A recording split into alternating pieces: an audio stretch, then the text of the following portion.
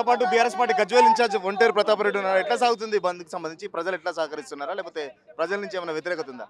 ప్రజలు స్వచ్ఛందంగా గజ్వేల్ నియోజకవర్గంలో స్వచ్ఛందంగా బంద్ జరుగుతూ ఉంది. మొన్న ఎమ్మెల్యే క్యాంపు కార్యాలయం మీద జరిగినటువంటి దాడిని తీవ్రంగా ఖండించినాం. దానిలో భాగంగా బంద్కు పిలిపించినాం. మేము బంద్కి పిలిపించి ఎక్కడ పోయినా కూడా ఎవరి షట్టర్ కూడా మేము ఓపెన్ చేయలే. పొద్దున మార్నింగ్ 5 o'clock నుంచి చూస్తున్నాం, ఎవరు కూడా షట్టర్ తీస్తలేరు. సండే నాడన్న కొంతమంది తీస్తారు, కానీ ఈరోజు సండే కంటే మాకు ప్రజలు సహకరిస్తూ ఉన్నారు. ముఖ్యంగా కేసీఆర్ గారు గజ్వేల్ నియోజకవర్గానికి చాలా చేసిండు. ఆయన దాదాపు 10,000 కోట్ల రూపాయలు డెవలప్మెంట్ చేసిండ్రు. గజ్వేల్ నియోజకవర్గాన్ని 50 సంవత్సరాలు ముందుకు తీసుకెళ్ళిర్రు. ఒక మల్లన్న సాగర్ కట్టించారు, ఒక కొండపోశమ్మ సాగర్ కట్టించారు, ఓ హార్టికల్చర్ యూనివర్సిటీ కట్టించారు, ఒక ఫారెస్ట్ యూనివర్సిటీ కట్టించారు, ఒక గజ్వేల్ని డివిజన్ చేసిండ్రు, గజ్వేల్లో ఎడ్యుకేషన్ హబ్ తీసుకొచ్చిండ్రు, గజ్వేల్ మున్సిపాలిటీగా మార్చిండ్రు, గజ్వేల్లో 70,000 జనాభా కలిగా ఉన్నటువంటి టౌన్గా మార్చిండ్రు. ఈ అన్ని విధాల అండర్గ్రౌండ్ డ్రైనేజ్ ఇచ్చిండ్రు, మరి ఇంటింటికి మంచినీళ్ళు ఇచ్చిండ్రు, దాదాపు పెద్ద ఎత్తున ఇండస్ట్రియల్ పార్కులు తీసుకొచ్చిండ్రు. ఇన్ని చేసిన కేసీఆర్ని ఇలా అవమానపరిచే విధంగా కాంగ్రెస్ పార్టీ నాయకులు రేవంత్ రెడ్డి గారి అండ చూసుకొని, రేవంత్ రెడ్డి గారి గుండాయిజాన్ని చూసుకొని రేవంత్ రెడ్డి గారు రెచ్చిపోయి మాట్లాడుతూ ఉన్నాడు అసెంబ్లీలో. మేము కూడా రెచ్చిపోతామని చెప్పేసి ఇక్కడున్నటువంటి కాంగ్రెస్ పార్టీ మూకలు గుండాలు ఇలా ఎమ్మెల్యే క్యాంప్ ఆఫీస్ మీదకి వచ్చి ఫోటోలు పెడితే ఇలా రాష్ట్రం మొత్తం కూడా వ్యతిరేకిస్తుంది. రాష్ట్రం మొత్తం కూడా ఈ కాంగ్రెస్ పార్టీని చీకొడుతూ ఉన్నారు. మరి రేవంత్ రెడ్డి గారు ఇప్పటికైనా మా కేసీఆర్ గారికి క్షమాపణ చెప్పు. కేసీఆర్కి క్షమాపణ చెప్పాలి. మీ పార్టీ నాయకులు చేసింది, మీ పార్టీ గుండాలు చేసింది తప్పు కనుక తప్పని ఒప్పుకొని హోమ్ మినిస్టర్గా ల్యాండ్ ఆర్డర్ మెయింటైన్ చేస్తలేవు. హోమ్ మినిస్టర్గా నువ్వు ల్యాండ్ ఆర్డర్ మెయింటైన్ చేయట్లేదు. పోలీస్ స్టేషన్కి కూకెపెట్టు దూరంలో మా ఎమ్మెల్యే గారి క్యాంప్ కార్యాలయం ఉంటుంది. అలాంటి కార్యాలయానికే రక్షణ లేకపోతే, ప్రధాన ప్రతిపక్ష నాయకుడు ఉన్నటువంటి కేసీఆర్ గారి రెసిడెన్స్కే రక్షణ లేకపోతే నువ్వు ఎవరికి రక్షణ ఇస్తావా? ఎవరిని కాపాడుతావా? నువ్వు రాష్ట్రంలో గుండాయిజం పెరిగిపోయింది, భూ కబ్జాలు పెరిగిపోయినాయి, అవినీతి పెరిగిపోయింది. రాష్ట్రం అంతా కూడా అవినీతి కుటుంబం అని చెప్పి మాట్లాడుతున్న రేవంత్ రెడ్డి, ఇప్పటికైనా జ్ఞానం తెచ్చుకో. నీ వెనక ఏం జరుగుతుందో చూసుకో. ఈ గుండాయిజాన్ని బంద్ చేయి, ఈ రౌడీయిజాన్ని బంద్ చేయి. నువ్వు ఇచ్చినటువంటి హామీల మీద కాన్సన్ట్రేషన్ చేయి. 4,000 2,000 పింఛన్ 4,000 చేయి, 4,000 పింఛన్ 6,000 చేయి, రైతు బంధు 15,000 చేయి, కౌలు రైతుకు డబ్బులు. మొన్న కూడా ముఖ్యమంత్రి మాట్లాడుతూ తొక్కుకుంటూ వచ్చినా మళ్ళీ తొక్కుకుంటూనే పోతా అని చెప్పేసి చెప్తున్న పరిస్థితి. మరి రెడీగా ఉన్నారా మీరు తొక్కించుకోవడానికి? ఏం చెప్తారు? తెలంగాణ ప్రజలు గట్టిగా దొక్కితే భూలోకం పోతాడు రేవంత్ రెడ్డి, భూలోకం పోతాడు. ఆ రోజు వామనావతారం ఎత్తి బలిచక్రవర్తిని ఎట్లా దక్కిండ్రు? వామనావతారంలో భగవంతుడు వచ్చి బలిచక్రవర్తి విర్రవీగితే తొక్కిండ్రు చూడు, తొక్కితే భూలోకం పోయిండు. ఇలా తెలంగాణ ప్రజలు గట్టిగా దొక్కితే కాంగ్రెస్ పార్టీకి సింగిల్ డిజిట్ కూడా రాదు. మరి అలాంటి వ్యక్తి మరి జ్ఞానం తెచ్చుకోవాలి. రేవంత్ రెడ్డికి నీకు అధికారం వచ్చింది, నీ కాన్సెప్ట్ ముఖ్యమంత్రి కావాలి, నువ్వు సక్సెస్ ముఖ్యమంత్రి అయినావు, నీ గవర్నమెంట్ ఫెయిల్, నీ గవర్నమెంట్ అట్టర్లీ ఫ్లాప్ గవర్నమెంట్. ఇంత వరస్ట్ ముఖ్యమంత్రిని, ఇంత వరస్ట్ గవర్నమెంట్ని జీవితంలో ఎప్పుడు చూడలే. ఇట్లా అడ్మినిస్ట్రేషన్ లేదు.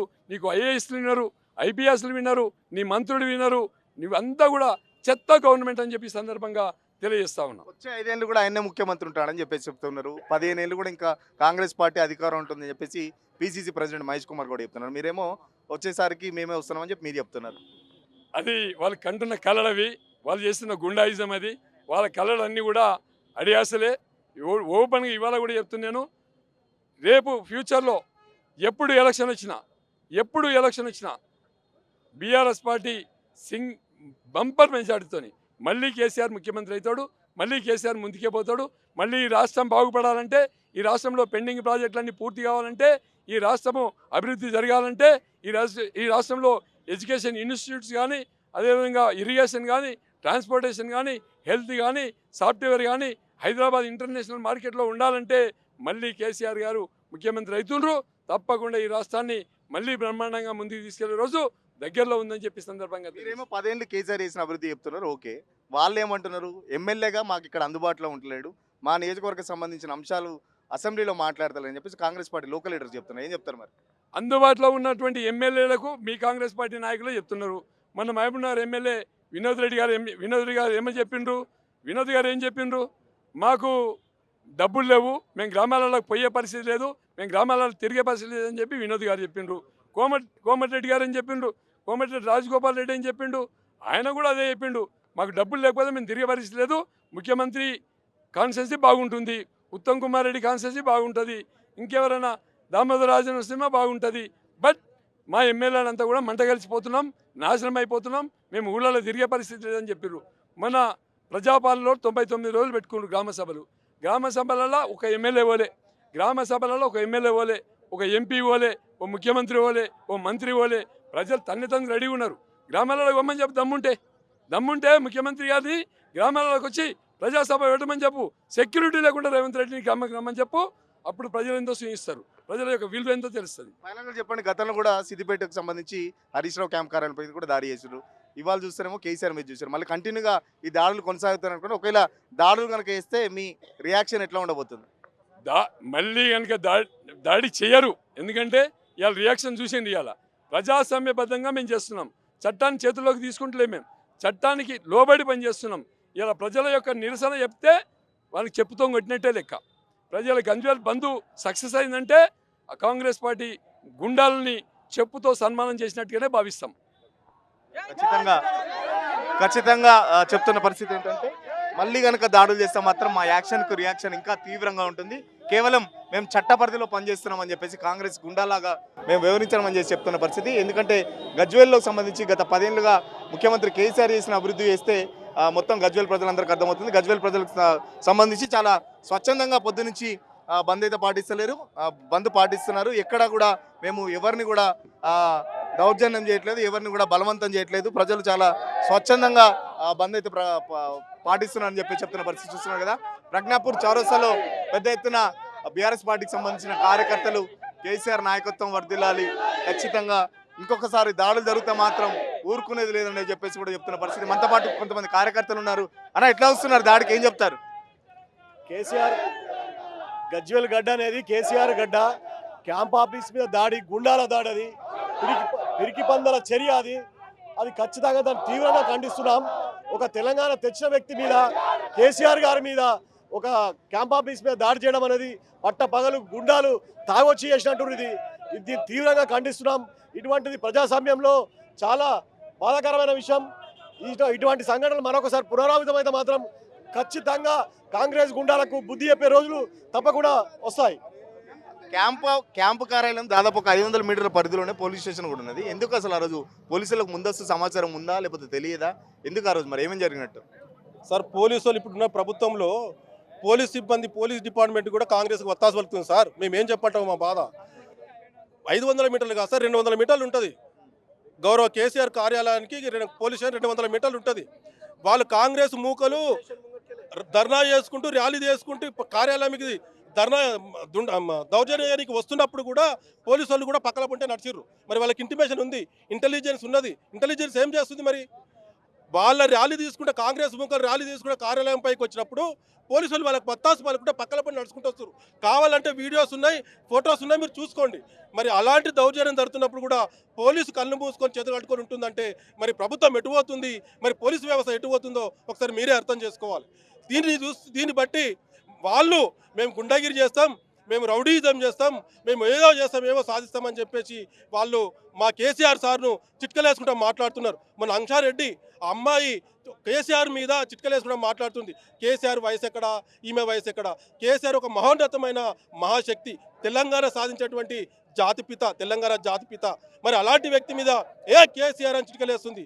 అట్లా వేస్తే ఆమె చిట్కలేసి కేసీఆర్ని తిడితే నా ఇమేజ్ వెళ్తానని ఆమె అనుకుంటుందేమో, కానీ ఆమె చిట్కలేస్తే 4 కోట్ల మంది తెలంగాణ ప్రజలు చీత్కరించుకున్నారు. ఆమెను చీత్కరించుకొని 4 కోట్ల మంది తెలంగాణ ప్రజల్లో మా కేసీఆర్ సార్ పదిలంగా గుండెల్లో గూడు కట్టుకున్నటువంటి వ్యక్తి.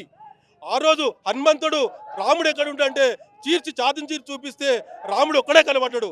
కానీ ఈరోజు తెలంగాణ ప్రభుత్వంలో, యావత్ తెలంగాణలో 4 కోట్ల మంది ఛాతి గుండెల్లో కూడా ఇట్లా చీర్చి చూపిస్తే కేసీఆర్ ఉంటాడని ప్రజలు, వాళ్ళు కాంగ్రెస్ వాళ్ళు గుర్తుపెట్టుకొని వాళ్ళు అగిత్యాయం చేస్తాం, మేము అన్యాయంగా వాళ్ళ మీద రౌడీజం చేస్తాం, దుర్మార్గంగా వాళ్ళ మీద అజ్జేస్తామని చెప్పేసి మాట్లాడి వాళ్ళ నాయకుడు ఎవరైతే ఉన్నారో రేవంత్ రెడ్డి మన నిండు అసెంబ్లీలో మా వెనుక కూడా కండలు తిరిగిన గుండాలు ఉన్నారని చెప్పడము అది ఎంతవరకు కరెక్ట్? అదే ప్రజాసమయంలో మాట్లాడే మాటనేనా?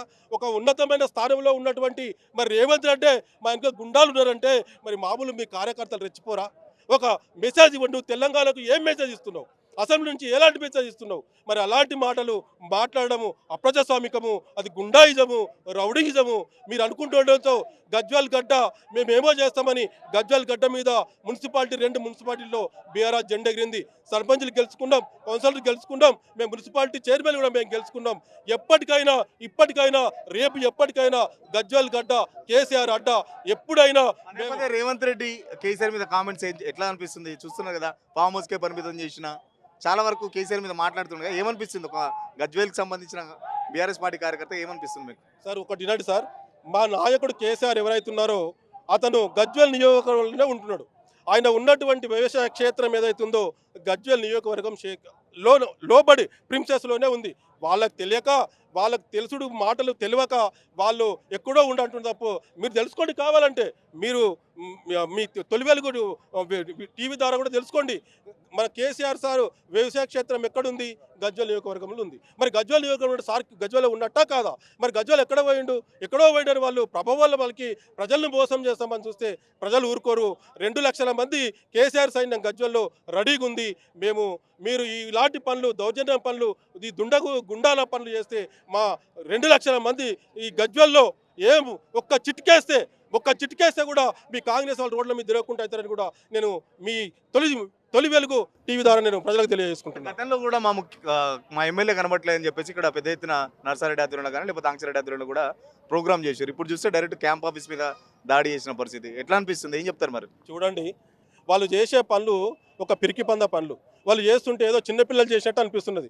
గజ్వేల్ ఆయనకి వ్యవసాయ క్షేత్రం దగ్గరికి పోయి వాళ్ళ గేటు మీద ధర్నా చేయడము, ఈ కార్యాలయం దగ్గరికి వచ్చి ఫోటో పెట్టడము, ఇవన్నీ చూస్తుంటే మాకు ఏది లేదు, మా ప్రజలు మమ్మల్ని చీత్కరిస్తుర్రు, ప్రజల్లో లేము కాబట్టి మేము ఏదో ఒకటి చేస్తే, ఏదో ఒక ప్రోగ్రామ్ చేస్తే మేము పేపర్లలో వస్తాము, టీవీలలో వస్తాము, ఆ టీవీలలో స్పేస్ వస్తుంది, పేపర్లలో స్పేస్ వస్తుంది ఉద్దేశం మీద వాళ్ళు చేస్తున్నారు తప్ప వేరేది ఒక్కటి ఏం లేదు. వాళ్ళు చిట్కలేసేంత మాత్రాన ఏం అయ్యేది లేదు. వాళ్ళు చిట్కలేస్తే 4 కోట్ల మంది చీతరించుకుంటారు. ఇవాళ వాళ్ళు ఎక్కడ పోతుర్రు, వాళ్ళ కాంగ్రెస్ పార్టీ ఎక్కడ దిగజారిపోతుందో తెలుసుకోవాలి. రేపు వాళ్ళు ప్రజల్లో వెళ్ళాలంటే అభివృద్ధి పనులు చేయండి, ప్రజల్లోకి రండి, ప్రజల మేలుకోరండి. ప్రజలకు ఇచ్చేటువంటి మా కేసీఆర్ సార్ ఇచ్చేటువంటి కళ్యాణ లక్ష్యం కావచ్చు, కేసీఆర్ కిట్ కావచ్చు, రైతు బంధు కావచ్చు, రైతు బీమా కావచ్చు, షాదీ ముబారక్ కావచ్చు, ఇవన్నీ ఇవ్వనండి. లేదు అంటే మీరు ఇచ్చేటువంటి 6 గ్యారంటీలు ఏవైతున్నాయో కనీసం ఆ 6 గ్యారంటీలన్నా మా తెలంగాణ ప్రభుత్వానికి ఇచ్చే ప్రయత్నాలు చేయండి. ఒక్కటి ఇవ్వలేదు. ఒక బస్సు ఫ్రీ ఇచ్చిర్రు, ఆ బస్సు ఫ్రీ ఇస్తే మా మహిళలందరూ పోయి జుట్టు పట్టుకొని కొట్టుకుంటున్నారు. మీకు తెలుసు ఏం చేయలేకపోతుంది తెలంగాణ. 6 గ్యారంటీలు ఇవ్వలేదని చెప్తున్నారు. కేరళ ప్రచారంలో ముఖ్యమంత్రితో పాటు మంత్రులు తెలంగాణ చూసి నేర్చుకోండి, తెలంగాణలో మేము అన్ని గ్యారంటీలు చేసామని చెప్పి అక్కడ కేరళ ప్రజలకు చెప్తారు. మరి మీరు మంచి క్వశ్చన్ అడిగారండి. మీరు లైవ్లో చూడొచ్చు, మీరు పేపర్లలో చూడొచ్చు. సాక్షాత్తు ఆ కేరళ ముఖ్యమంత్రి గారే మా సీఎం రేవంత్ రెడ్డిని చీవాట్లు పెట్టిండు. పేపర్కి వచ్చింది చూసుకోండి.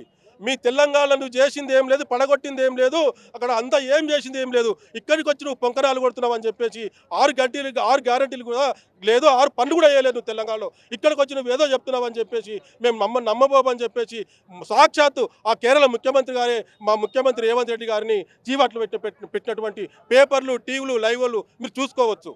మరి అలాంటి మా తెలంగాణ ప్రజలతోనే కాకుండా వేరే రాష్ట్రాలకు పోయి కూడా మరి అక్కడ పబ్లిక్తో కూడా మాటలు తిచ్చిపిచ్చుకుంటుండే మరి ఆయన ఎంతవరకు వెళ్ళిపోతుండే ఏందనేది మీరు ఒకసారి ఆలోచించాలి.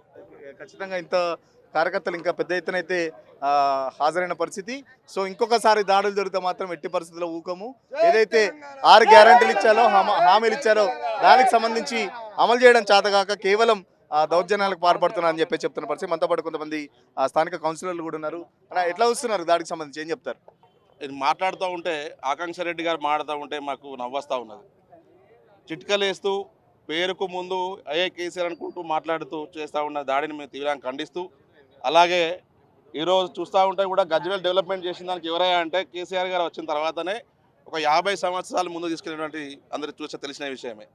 ఈ దాడిని ఖండిస్తూ ఇట్లాంటి దాడులకు మీరు కనుక మీ అధికార మదంతో మీరు ఇట్లాంటి దాడులు చేస్తే మేము కూడా తిరగబడి దాడి చేయాల్సి ఉంటుంది. దీన్ని మీరు గమనిస్తూ ఉండాలి, ప్రజలందరూ గమనిస్తూ ఉన్నారు. రాబోయే కాలంలో మీకు బుద్ధి చెప్తూ ఉంటారు. ఇది కాదు మీరు చేయాల్సింది. 865 మంది రైతులు చనిపోయినారు. వాళ్ళ దగ్గర పెట్టుకోండి మీరు రేవంత్ రెడ్డి ఫోటో, వాళ్ళ సమాజాల దగ్గర పెట్టండి ఫోటోలను. ఇక్కడ అధికార మదంతో ఇళ్లలోకి పోయి క్యాంప్ ఆఫీస్ అంటే ఏంటిది, అధికారంగా ఉన్నటువంటి ఎమ్మెల్యే గారి నివాసం, అది నివాసంలో వారు నచ్చినటువంటి ఫోటోలు పెట్టుకోవచ్చు. ఇలా చూస్తే కనుక రేవంత్ రెడ్డి గారి ఇంట్లో మన పిఎం మోడీ గారి ఫోటో పెట్టాలి మొదలు. అసలు అంటే మేము చెప్పొద్దు అది, అంటే లెక్క ప్రకారంగా నివాసాల్లో ఖచ్చితంగా ఇవాళ రాష్ట్రంలో ఉన్నటువంటి ముఖ్యమంత్రి గారి ఫోటో పెట్టుకోవాలని మీరు చెప్తే కనుక మీ రేవంత్ రెడ్డి గారి ఇంట్లో కూడా మోడీ గారి ఫోటో పెట్టాలి మొదలు. ఇలా చూసుకుంటూ పోతా ఉంటే కూడా జాడలని తెలంగాణలో ఏంటి ఫోటో రాజకీయాలు అండి, చాలా వరకు రాజకీయాలు చూసినాం ఉమ్మడి ఆంధ్రప్రదేశ్లో కానీ ఇప్పుడు తెలంగాణలో కానీ. కొత్తగా ఈ ఫోటో రాజకీయాలు, దాడులు చేయడాలు, ఫోటోలు పెట్టడాలు ఎట్లా అనిపిస్తుంది మరి? అంటే డైవర్షన్ పాలిటిక్స్ ఇదంతా. వాళ్ళు 420 హామీలు ఇచ్చినారు. వాళ్ళు ఆ 420 హామీలు ఇప్పటి వరకు కూడా ఒక్క గ్యారంటీలు కూడా మరి తీయలేదు. అవి ఎక్కడ అడుగుతారో ప్రజలు అని చెప్పేసి డైవర్షన్ పాలిటిక్స్లో భాగంగానే చేస్తూ ఉన్నారు.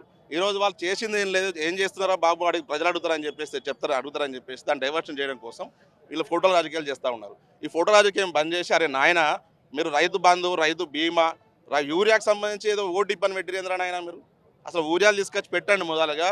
వాటిని గోదాములలో ఇవాళ కేసీఆర్ గారు ఉన్నటువంటి నిల్వ చేస్తూ మీరు చేసి అట్లా రైతులకు అందించే దిశగా తీసుకెళ్ళాలని కోరుతూ అందరికీ కూడా నమస్కారం. సో ఖచ్చితంగా డైవర్షన్ పాలిటిక్స్లో భాగంగానే ఇదంతా చేశారని చెప్పి చెప్తున్న పరిస్థితి. ఏదైతే హామీలు ఇచ్చారో అమలు చేయడం చేతగాక కేవలం దాడులతోని కాంగ్రెస్ పార్టీ సరిపెట్టుకోవాలని చూస్తుంది. బట్ ఖచ్చితంగా దాడులకు సంబంధించి ప్రతి దాడులు ఉంటాయి. ఇంకొకసారి బీఆర్ఎస్ పార్టీ ఆఫీసుల జోలికి వస్తే కార్యకర్తల బలం ఏందో చూపెడతామని చెప్పేసి కార్యకర్తలు అయితే చెప్తున్న పరిస్థితి.